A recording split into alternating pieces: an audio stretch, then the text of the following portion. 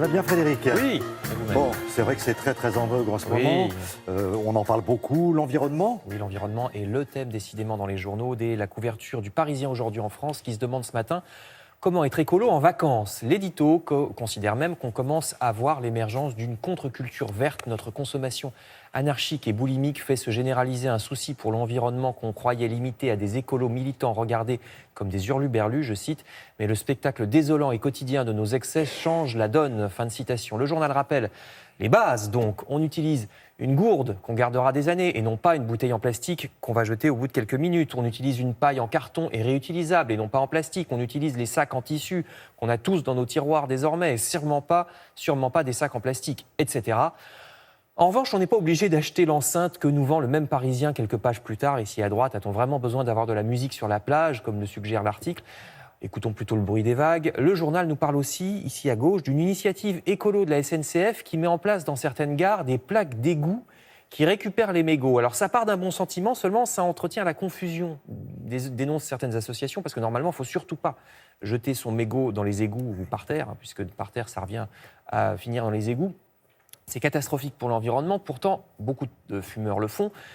C'est une histoire de responsabilité individuelle et malheureusement, il semble qu'on ne soit pas très responsable. Donc si en plus on crée la confusion avec des plaques d'égout qui, elles, mais seulement elles, permettent de récupérer les mégots.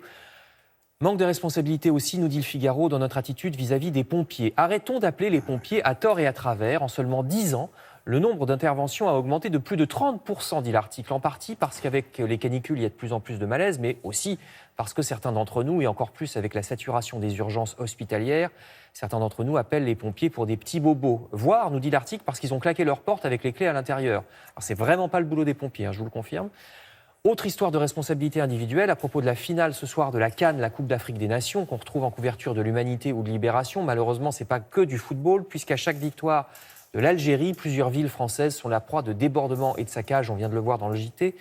Alors Libé rappelle qu'en Algérie, les manifestations ont longtemps été interdites et que le stade était le seul endroit où on pouvait s'exprimer. C'est ce que rappelle un habitant aussi d'origine algérienne qui habite à Roubaix. Certes, répond le Figaro, mais enfin, ces phénomènes nous parlent aussi d'un problème d'intégration, estime le journal. L'État ne cesse de reculer devant les diverses revendications communautaires, je cite, et ce faisant, il a vidé la citoyenneté de sa substance. Je cite encore, l'article met aussi en cause tout simplement l'éducation ou le manque d'éducation donné par les parents aux jeunes casseurs. Je vous renvoie à cet article du Figaro.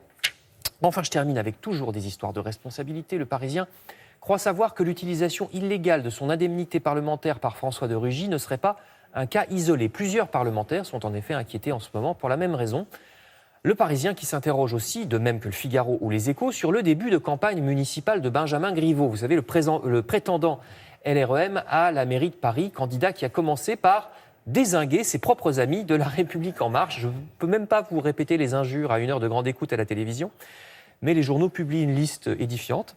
Benjamin Griveaux, qui s'est aussi réclamé de Bertrand Delanoë, celui-ci a démenti par la suite, à tel point que certains membres de la majorité commenceraient à se demander, je cite, si le candidat ne va pas finir par être exfiltré, c'est-à-dire sa candidature annulée, au profit peut-être d'une candidature du Premier ministre à la mairie de Paris. L'avenir le dira.